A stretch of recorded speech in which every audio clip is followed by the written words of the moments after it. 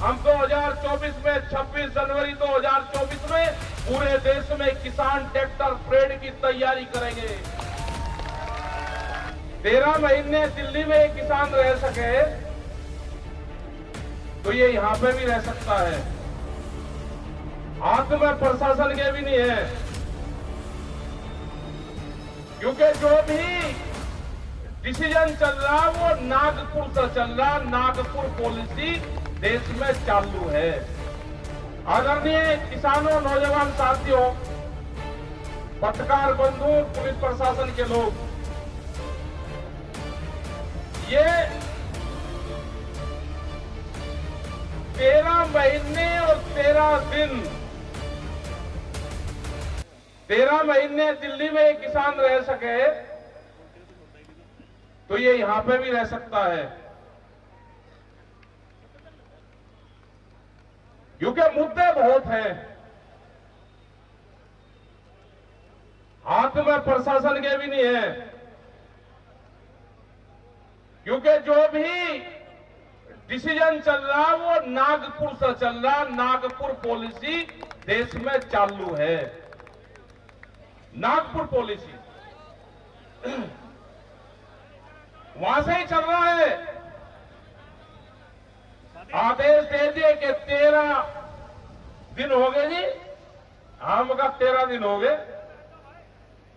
आन क्या बताओ, मुख्यमंत्री कह रहे कि बिजली फ्री देगा किसान को।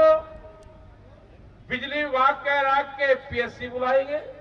हमने कहा कि ना, मिलिट्री बुलाओ, मिलिट्री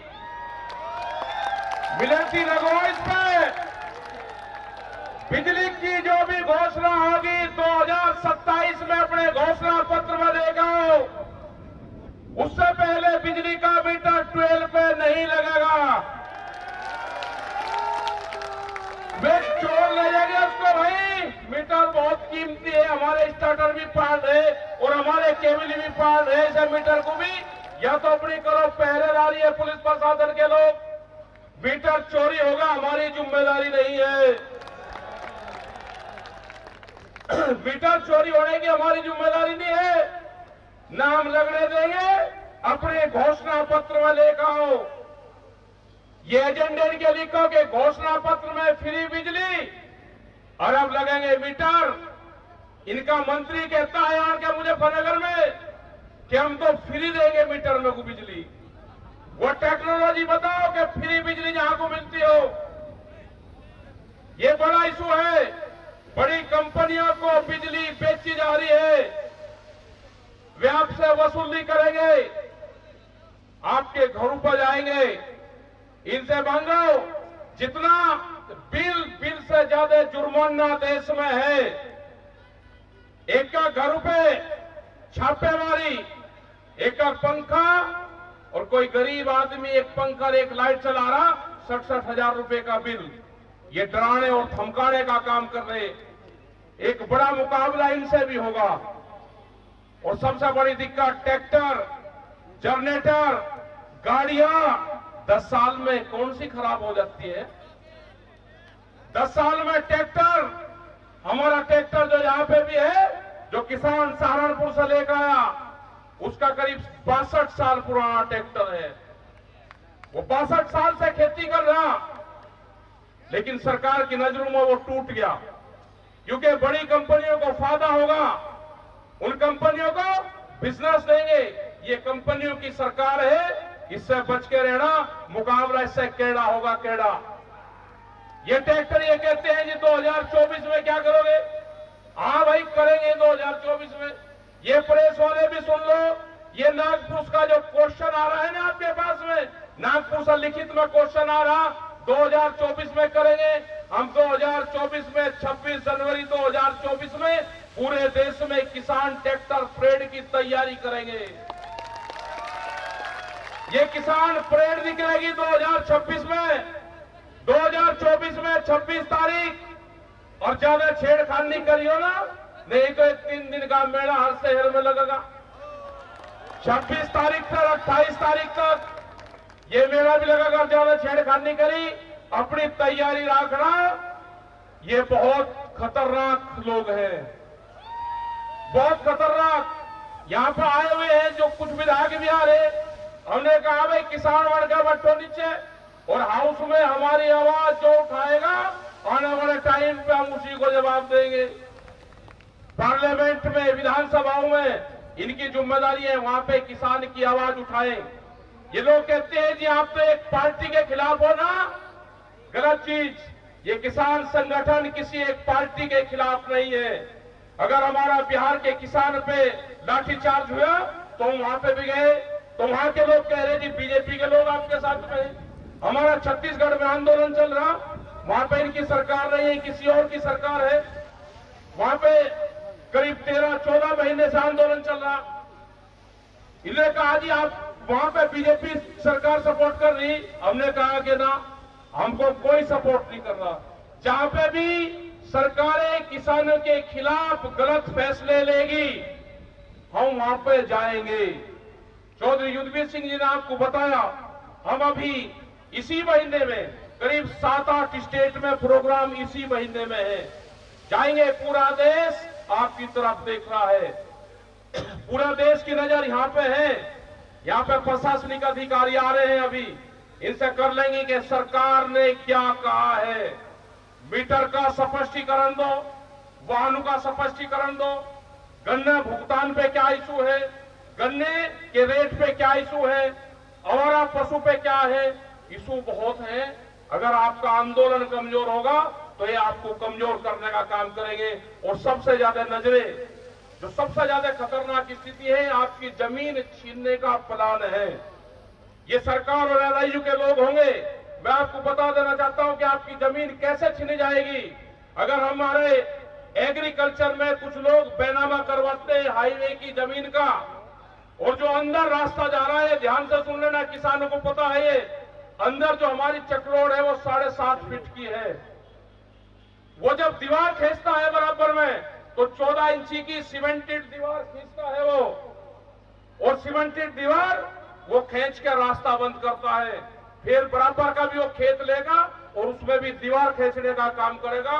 तो 7.5 फुट में ना आपकी चक्रोड़ में आपकी बुकी जाएगी, ना ट्रैक्टर ट्रॉली जाएगी। वो एग्रीकल्चर में बैनामा करवाता है, कृषि में, और कॉमर्शियल एक्टिविटी करता है, और आपकी पीछे की जमीन सस्ती खरीदता है। फिर हम चाहते हैं यहाँ की सरकार से, एलआईयू से, यहाँ के पुलिस प्रशासन से, अधिकारियों से, कि अगर कोई भी या तो खेती करे, अगर वो कोई कॉमर्शियल एक्टिविटी करता है तो उसको 3 फुट जगह छोड़नी पड़ेगी रास्ते में, नहीं तो ये दीवारें भी आपको तोड़नी पड़ेगी। ये टेक्निकल पॉइंट है। पीछे की जमीन सस्ती लेगा वो, ये टेक्निकल पॉइंट है हमारा। अगर शहर में कोई दुकानदार दोबारा दुकान बढ़ाएगा, उसका नक्शा जब पास होगा, जब 3 फीट पीछे खाली छोड़ देगा, वो खाली जगह छोड़ता है 3 फीट, तो हमारे किसान के उसमें क्यों नहीं? वो व्यापारी हैं, आपकी महंगी जमीन है, पूरे व्यापारी आपकी जमीन खरीदने पर लगे हुए हैं। ध्यान से सुन लेना, जो किसान अपनी जमीन बेचेगा वो दोबारा कभी जमीन नहीं खरीद सकता, कोई व्यापार कर लेना। क्योंकि जो क्लोज था 2013 जो एक्ट बना था, 1913 जो एक्ट बना था ये 2013 में, उसमें संशोधन कर दिया। आज व्यापारी आपकी जमीनों पे खरीद कर रहे हैं, वे महंगी सस्ती आपकी जमीन खरीद रहे हैं। जमीन बिकेगी, किसान बर्बाद होगा। अगर हमारे पूर्वज ये जमीन बेचकर चले जाते तो हम क्या करते? आपको लड़ाई लड़नी पड़ेगी अपनी आने वाली तीसरी पीढ़ी के लिए, हमको कुर्बानियां देनी पड़ेगी।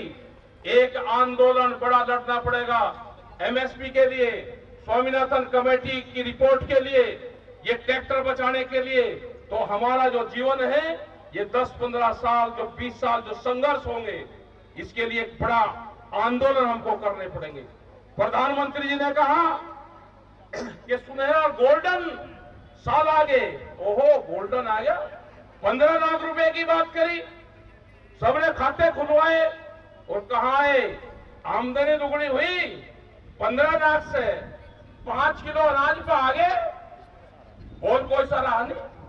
5 किलो अनाज पाए हो, 15 लाख से 5 किलो अनाज पाए, और बहस इस पर हो रही कि अनाज ये मिलेगा या नहीं मिलेगा। तो एक आंदोलन हमको करना पड़ेगा।